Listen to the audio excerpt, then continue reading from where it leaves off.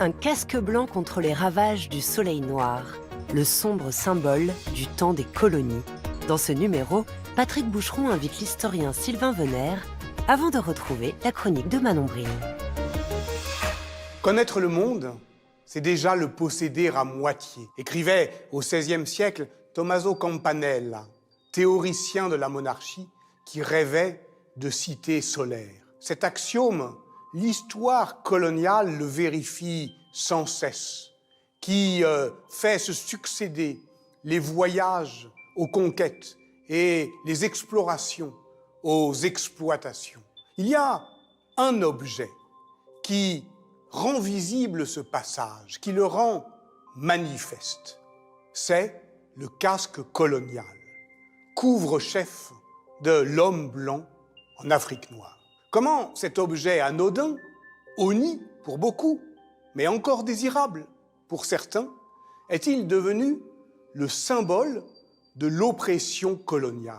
Connaître le monde, c'est comprendre la force des symboles. C'est aussi reconnaître que cette force peut devenir brutale, injuste, offensante. Tout, dans cette histoire de soleil qui tape, doit nous amener à ne pas nous laisser aveugler par les clartés factices des évidences trompeuses. Pour nous en parler, Sylvain Venère, historien du voyage au XIXe siècle et de la guerre au loin.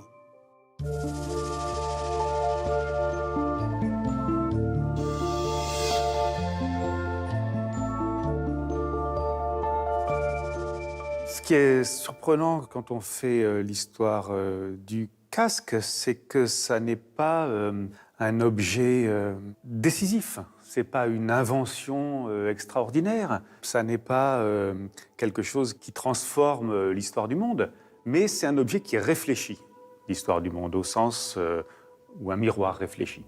Et ça peut nous aider nous-mêmes à réfléchir au sens où un historien réfléchit. Le casque colonial aujourd'hui, il symbolise l'impérialisme européen et de façon générale de toutes les pratiques liées aux conquêtes coloniales. Or, dans l'histoire longue des colonisations, le casque ne représente qu'un petit moment en réalité, entre la seconde moitié du XIXe et la première moitié du XXe siècle. Ça n'est pas n'importe quel petit moment, c'est le moment où effectivement l'Europe se lance à la conquête des territoires. La conquête des territoires africains et à la formulation de l'impérialisme moderne à partir des alentours de 1880, c'est-à-dire à peu près à partir du moment où les différentes armées européennes se dotent d'un casque qu'on appelle explicitement le casque colonial. Si on pense aux images qui ont accompagné la rencontre de Stanley et Livingstone sur le bord du lac Tanganyika à Ujiji en 1871, on voit que Stanley, lui, a un casque colonial, et alors que Livingstone porte une casquette. C'est presque symbolique de ce qui s'est passé à ce moment-là. C'est-à-dire que Livingstone représente un premier âge de l'exploration, assez humanitariste, presque naïf. Livingstone, c'est un missionnaire, c'est un militant anti-esclavagiste, c'est quelqu'un qui va penser et dire d'ailleurs à partir des années 1850 qu'il faut ouvrir l'Afrique de façon générale au commerce, à la civilisation, au christianisme, mais sans nécessairement penser la conquête des territoires. Cette conquête des territoires, c'est ce que Stanley incarne à partir des années 1870, quand il se met ensuite au service du roi des Belges, Léopold II. C'est ce casque qui va finir par désigner, être la métonymie de l'âge colonial que Stanley incarne.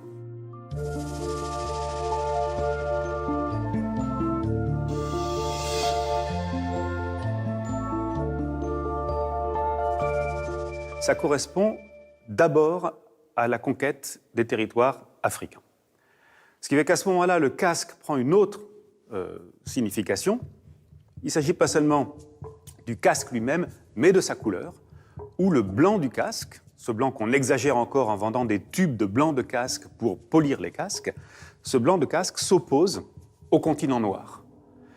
Alors en 1941, Roland d'Orgelès publie Sous le casque blanc, et la couverture du livre montre très bien ça, puisqu'on oppose la blancheur du casque a une image de l'Afrique qui correspond absolument à l'imaginaire de l'Afrique tel qu'il s'est construit au XIXe siècle, le continent noir.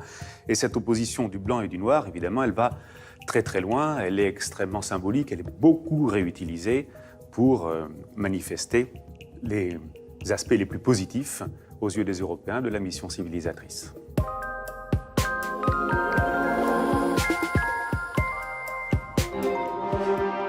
Le 19e siècle, plus qu'aucun autre, est celui de la colonisation. Favorisé par le progrès des transports, du capitalisme industriel et de la médecine, justifié par une rhétorique civilisatrice héritée des guerres de la Révolution et de l'Empire napoléonien, l'emprise européenne sur le monde connaît un essor sans précédent. Britanniques, Français, Belges, Hollandais, Portugais et Allemands multiplient leurs possessions outre-mer au point de se partager la quasi-totalité des continents asiatiques et africains. Les puissances coloniales y poursuivent les mêmes ambitions. Elles s'y disputent les mêmes prises. Elles finissent par y adopter aussi le même signe distinctif. C'est l'armée anglaise qui donne l'exemple. En 1857, pour mater en Inde la révolte des Sipais, puis en Afrique au début des années 1870, dans les guerres qu'ils mènent contre les royaumes Ashanti et Zoulou. Les soldats britanniques adoptent le pith-helmet, casque en liège recouvert de coton blanc. L'armée le généralise en 1878, d'un bout à l'autre de l'Empire. Les colons français emboîtent le pas à partir des années 1880 en Indochine, où leur casque s'inspire des chapeaux anamites, aussi bien qu'au Maghreb et en Afrique noire. Hollandais en Indonésie, Américains aux Philippines, Belges au Congo. En 1900, de Manille à Brazzaville et d'Alger à Bombay, partout, le casque colonial distingue le colon. Les colonisés ne s'y trompent pas d'ailleurs. Sur les statuettes d'Afrique occidentale, comme sur les bas-reliefs d'Indochine et d'Indonésie, partout, lorsqu'ils représentent un Européen, ils le coiffent du casque blanc. À partir des années 1850, on multiplie les tentatives, on multiplie les brevets pour créer un couvre-chef qui permette de protéger les Européens de toutes les maladies liées à l'insolation. On essaie d'imaginer des casques ventilés, des casques aérés, des casques plus hauts, plus bas. On le fait en moelle de sureau, en caoutchouc, on le fait en liège. Et il y a un marché du casque colonial à travers toute l'Europe. C'est de ce marché dont témoignent les catalogues, comme le catalogue de la Belle Jardinière ou les catalogues de Harrods ou de toutes les puissances coloniales européennes à l'époque.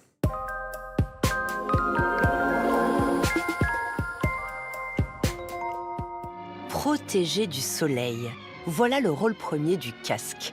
Si le topi s'impose dans la seconde moitié du 19e siècle, c'est avant tout affaire de médecine. On se passionne alors pour les différences physiologiques qui distingueraient les races. On étudie les effets du climat sur les tempéraments. On fantasme les périls de la dégénérescence. Résultat, le soleil apparaît bientôt comme un danger mortel. Inoffensif pour les Noirs et pour les Asiatiques, il affaiblirait les Blancs, les frapperait de fièvre, d'insolation, d'abrutissement progressif. Envoyez le sergent Brown dès le premier rayon du soleil. Mais il est 3 heures. Après-midi. Hein? Et pourrait même les tuer sur le coup. Bon sang! On lui impute aussi l'africanite, cette folie meurtrière qui, en Afrique, s'empare soudain des colons et que les autorités coloniales sont trop heureuses de pouvoir excuser par l'effet du climat. Le port du casque dessine une géographie des espaces hostiles à l'homme blanc dont le seuil principal est Port Saïd, dans le canal de Suez. C'est là que les colons anglais en route pour les Indes coiffent à l'aller le casque, là qu'au retour, ils osent enfin l'ôter. Le casque ne suffit pas pourtant à protéger le blanc. Il lui faut aussi des habits de flanelle pour laisser échapper la sueur, une moustiquaire, seule barrière efficace contre le paludisme, et une ceinture anticolérique pour le protéger des diarrhées et des dysenteries. Au tournant du XXe siècle, l'Européen colonise à couvert, sous une armure de flanelle, de liège et de coton.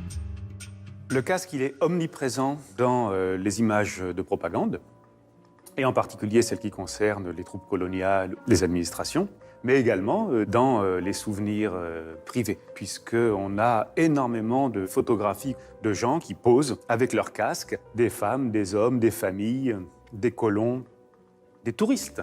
ce qui est d'ailleurs le premier témoignage de l'endroit où il se trouve, avant même le paysage. Aujourd'hui, on a le sentiment que le casque redouble la position de domination dans laquelle il se trouve, soit parce que le photographe les a pris en surplomb, soit parce qu'ils sont dans des palanquins ou dans des chaises à porteurs, mais également des gens dont on voit bien qu'ils sont simplement en excursion, mais en excursion sous les tropiques, en contexte colonial, et donc ils portent ce fameux casque. Au moment de la grande exposition coloniale de 1931 à Vincennes, ce moment dont en général les historiens disent qu'il est le moment où peut-être l'opinion publique française a été la plus favorable à la possession de son immense empire, les visiteurs sont accueillis à l'exposition par du personnel qui porte des casques coloniaux. Ce que n'implique pas nécessairement le climat du bois de Vincennes, mais qui permet de signifier justement l'existence de l'empire. Le manuel du voyageur et du résident au Congo, qui est publié en 1900 et qui s'adresse aux colons belges, explique par exemple que ne pas porter le casque, ce serait une bravade inutile et dangereuse. Tous ceux qui partent aux colonies pour vivre des aventures, le premier geste par lequel ils s'imposent comme des dissidents par rapport à l'ordre, c'est en refusant le port du casque. C'est un moyen pour eux d'effectuer ce pas de côté par rapport à l'ordre que représente l'administration coloniale. Aller nu-tête, comme le dit Henri de Monfray dans Les secrets de la mer Rouge, son premier roman, c'est être un révolutionnaire.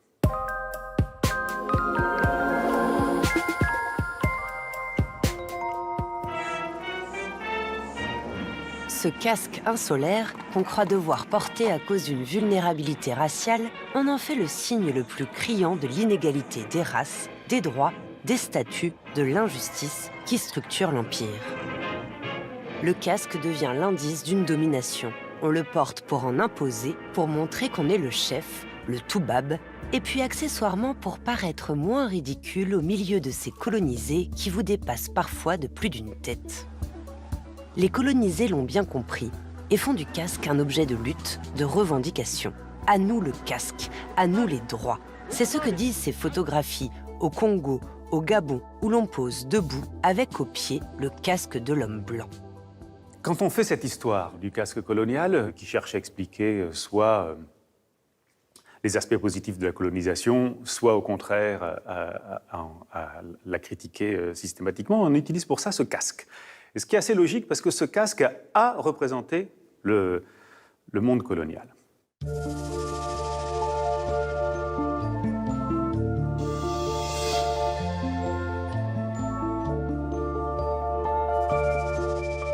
Parmi les photos de l'époque qui sont les plus horribles, il y a les photos qui concernent le scandale des mains coupées du Congo. Ce scandale émerge à la fin des années 1890. Ces images sont mises en scène dans l'Europe entière pour critiquer l'État indépendant du Congo, la politique de Léopold II, qui devient à ce moment-là ce qui peut se faire de plus horrible en matière de domination coloniale. Sur cette image-là, par exemple, de chaque côté, on voit deux personnages qui portent des casques. Et le sentiment qu'on peut avoir aujourd'hui quand on voit juste ces images sans que personne nous les explique, c'est que, bien évidemment, ces personnages sous des casques, ce sont les principaux responsables du scandale des mains coupées. Or, ce n'est pas du tout ça. Les personnages sous ces casques, ce sont des missionnaires, puisque les missionnaires, eux aussi, avaient des casques coloniaux à cette époque-là. L'un de ces missionnaires est le mari de la femme, missionnaire protestant, le mari de la femme qui prend la photo. Ils sont les principaux artisans au Congo de la dénonciation du scandale des mains coupées. Et contrairement à ce que nous donne à croire une image comme ça, si on l'explique un peu, eh bien ça permet aussi de nuancer toute notre histoire du casque colonial, puisque ce qu'on comprend, c'est que sous le casque blanc, il y avait aussi des hommes justes. En tout cas, il pouvait y en avoir. Et maintenant, Manon Bril déjoue la frontière entre histoire et culture populaire. Le style colonial est vintage. Aujourd'hui, vous pouvez trouver des Instagrammeurs qui posent nonchalamment avec leur tenue beige et de magnifiques casques, car C'est rétro? Sans réfléchir plus loin à la symbolique de ces accessoires. Le genre de bourde qui ne passe pas du tout quand le modèle est une personnalité publique, femme du dirigeant de l'une des plus grandes puissances mondiales occidentales et qui se pavane ainsi en Afrique. Oui, je parle bien sûr de Melania Trump. En octobre 2018, elle s'est adonnée à ses activités de première dame des États-Unis en faisant une tournée à visée humanitaire dans plusieurs États africains pour donner une image positive des relations afro-américaines. Ce qui n'a pas super bien marché. En effet, lors de son passage au Kenya, Trump s'est promené en chemise blanche, pantalon marron type safari, coiffé d'un casque colonial. Un accessoire plutôt de mauvais goût pour une femme blanche de pouvoir en visite dans un pays qui a subi la colonisation, ce que n'ont pas manqué de lui faire remarquer bon nombre de gens sur les réseaux avec le hashtag First Lady of the United States in Africa Bingo. Quand on donne le biberon aux petits éléphants et qu'on visite un fort esclavagiste du Ghana sous les caméras, le but n'est-il pas d'envoyer un message? Alors si on veut faire du symbolique, peut-être faut-il se préoccuper un peu du sens des symboles eux-mêmes.